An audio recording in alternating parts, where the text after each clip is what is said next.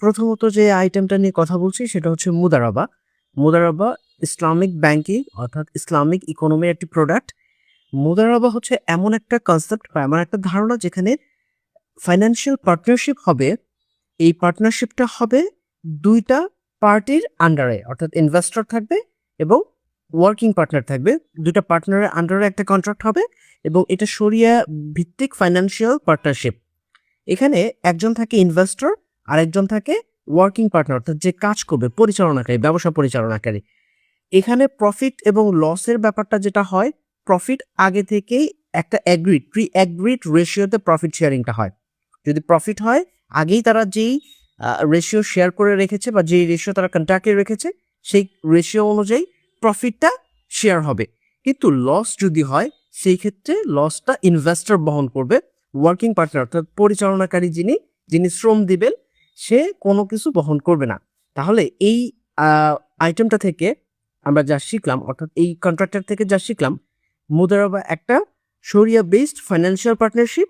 এখানে ২ জন পার্টি থাকে, একটা হচ্ছে ইনভেস্টর যাকে সাহিব আল মাল বলা হয় এবং আরেকজন হচ্ছে ব্যবসা পরিচালনাকারী যাকে মুদারিব বলা হয়। প্রফিট এবং লস শেয়ারিং এর জন্য আলাদা আলাদা কনসেপ্ট রয়েছে। প্রফিট শেয়ার হবে প্রি অ্যাগ্রিড রেশিওতে এবং লস শেয়ার করবে ইনভেস্টর অর্থাৎ সাহিব আল মাল। এরপরে রয়েছে মুরাবাহা কন্ট্রাক্ট। আপনাদের মনে রাখতে হবে মুদারাবা এবং মুরাবাহা ডিপোজিটের সাথে রিলেটেড। সো মুরাবাহা জিনিসটা কি? Cost plus profit contract. এখানে ব্যাংক যদি কোনো একটা সাপ্লায়ার কাছ থেকে প্রোডাক্ট কিনে, সেই প্রোডাক্টটা বিক্রি করবে কাস্টমারের কাছে, আগে থেকেই একটা প্রফিট ফিক্সড করে রাখবে সেই প্রফিট অনুযায়ী। অর্থাৎ ব্যাংক কোনো একটা প্রপার্টি বা সম্পদ কিনবে এবং সেটা গ্রাহককে সেল করবে।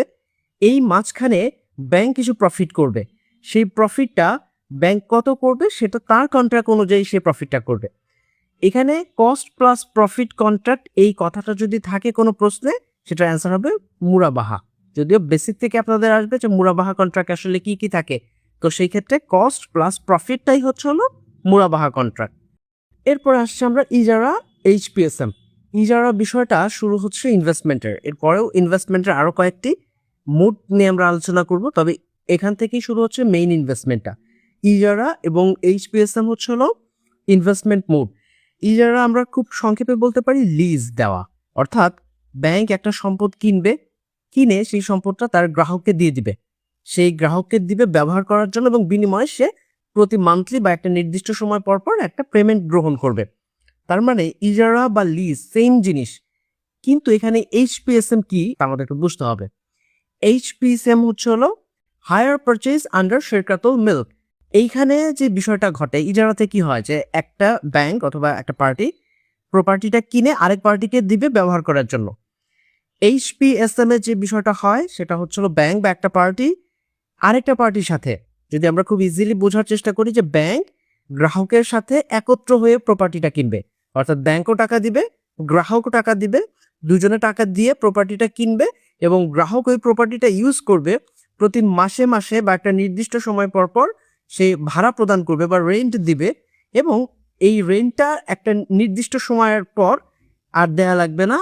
এবং এই জিনিসটাতে আরো একটা মজার ব্যাপার হচ্ছে, এই সম্পদটা রেন্ট তো দেওয়া লাগছেই না একটা নির্দিষ্ট সময় পর, এবং একটা নির্দিষ্ট সময় পর ওই সম্পদটা যেই গ্রাহক তার নিজের হয়ে যাবে, অর্থাৎ ব্যাংকের আর মালিকানা থাকবে না। এইচপিএসএম হলো ওনারশিপ ট্রান্সফার করে, অর্থাৎ ইজারা এবং এইচপিএসএম ইজারারই একটা অংশ, তবে একটু ডিফারেন্ট মুড। অর্থাৎ এখানে কি হয়, সম্পদের মালিকানাটা পরিবর্তিত হয়ে গ্রাহকের কাছে চলে যায়।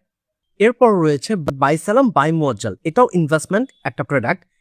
বাই সালাম বাই মুয়াজ্জাল দুটো ইনভেস্টমেন্ট দেওয়া হয় কিন্তু একটু ডিফারেন্টলি। দেখুন এখানে আমরা অলরেডি লিখে দিয়েছি, আপনাকে নোট করে দিয়েছি যে বাই সালাম এবং বাই মুয়াজ্জাল যে জিনিসটা সেটা হচ্ছে ডেফার্ড পেমেন্ট সেল। অর্থাৎ বাই মুয়াজ্জালে হলো মেকানিজমটা এরকম হবে যে আপনি সেল করবেন এখন, কিন্তু টাকাটা পাবেন পরে। অর্থাৎ আমি ব্যাংক এবং গ্রাহকের মধ্যে যদি কম্বিনেশন বুঝাই, তাহলে ব্যাংক একটা পণ্য গ্রাহককে দিবে এবং সে টাকাটা নিবে পরে। এতে কি হয়, এটা হচ্ছে আপনার ইনভেস্টমেন্ট ফ্যাসিলিটিস। ওই ক্লায়েন্ট ওই পণ্যটা বিক্রি করে তারপর আবার আমাকে অর্থাৎ ব্যাংকে টাকাটা রিটার্ন করবে। সো বাই মুয়াজ্জাল এমন একটা কনসেপ্ট, যদি এরকম থাকে যে ডেফার্ড পেমেন্ট সেল কোন মুডে হয়, সেক্ষেত্রে বাই মুয়াজ্জাল আনসার করে দিবেন। এরপর আছে বাই সালাম। বাই সালামও ইনভেস্টমেন্ট প্রোডাক্ট, তবে বাই সালাম ইউজুয়ালি এগ্রিকালচার প্রোডাক্টের ক্ষেত্রে ব্যবহার করা হয়। এটা হচ্ছে অ্যাডভান্স পেমেন্ট প্রোডাক্ট। বাই সালামের বেসিক যে কনসেপ্টটা সেটা হলো গিয়ে এগ্রিকালচার প্রোডাক্টের ক্ষেত্রে, এবং এই ক্ষেত্রে হয় কি আমি অর্থটা আগে দিব, অর্থাৎ ক্লায়েন্ট টাকাটা আগে পাবে কিন্তু প্রোডাক্টটা সে আমাকে পরে দিবে। এটা হচ্ছে হলো বাই সালামের কনসেপ্ট। তাহলে বাই মুয়াজ্জাল, বাই সালাম সেম জিনিস, ইনভেস্টমেন্ট প্রোডাক্ট। বাই মুয়াজ্জালে কি হয়, বাকিতে বিক্রি করি, ডেফার্ড পেমেন্ট সেল, অর্থাৎ বিক্রি করে পণ্য দিয়ে দিচ্ছে আগে, টাকাটা নিচ্ছি পরে। আর বাই সালাম হচ্ছে হলো অ্যাডভান্স পেমেন্ট, মানে টাকাটা আমি আগে দিব, পণ্যটা নিব পরে। এরপর দেখুন সুকুক বন্ড নিয়ে কথা আছে। আমরা এমনি নর্মালি বন্ড ইউজ করি, সুকুক বন্ডটা হচ্ছে ইসলামিক বন্ড। সুকুক শব্দটার অর্থ কি? সুকুক শব্দটার অর্থ হচ্ছে একটা সার্টিফিকেট, এই যে ফাইন্যান্সিয়াল সার্টিফিকেট। অর্থাৎ প্রশ্ন এরকম থাকে, হোয়াট ইজ সুকুক, বিভিন্ন অপশন থাকবে, সেখানে যদি ফাইন্যান্সিয়াল সার্টিফিকেট থাকে মাস্ট বি ওটা আনসার হবে। তাহলে সুকুক হচ্ছে ফাইন্যান্সিয়াল সার্টিফিকেট। এই সুকুক বন্ড এবং অন্য বন্ডের মধ্যে ডিফারেন্সটা কি? সুকুক বন্ডটা আন্ডারলাইং একটা অ্যাসেট থাকতে হবে। সুকুক বন্ড যখন চালু হয়, দেখা এখানে দেওয়া আছে 29 ডিসেম্বর 2020 সুকুক বন্ড প্রথম চালু হয়, এবং এই সুকুক বন্ডটার আন্ডারলাইং অ্যাসেটটা ছিল পিওর ওয়াটার। এখন দেখবেন ঢাকা শহরে বিভিন্ন জায়গায় পানি বিক্রি, মানে পানি বুথ রয়েছে, ওয়াটার বুথ আছে। এই ওয়াটার বুথগুলো কিন্তু এই সুকুক বন্ডের আন্ডারে তৈরি করা।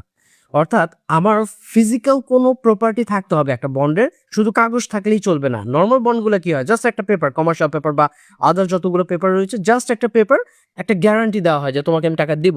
বাট সুকুক is not just a guarantee, সুকুক হচ্ছে একটা অ্যাসেট ব্যাকড প্রোডাক্ট, এবং এই অ্যাসেট ব্যাকড প্রোডাক্ট থাকার কারণে এটা হালাল এবং ইসলাম অ্যাপ্রুভড করে। বাংলাদেশে সুকুক আসে 2020 সালে, লেখাই আছে, আপনারা দেখে নিয়ে এই ডেটটা, এটা ইম্পর্টেন্ট, এটা থাকতে পারে।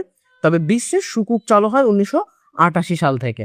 তো বেসিক্যালি এই হচ্ছিল মূল আলোচনা ছিল ইসলামিক ব্যাংকিং কনসেপ্টগুলো নিয়ে। এর বাইরে আমার মনে হয় না খুব বেশি কিছু জানার প্রয়োজন আছে, আর যেহেতু সময়ও খুব বেশি নাই, এইটুকু দেখে যান, আশা করি কাজে দিবে, উপকার পাবেন। ধন্যবাদ সবাইকে।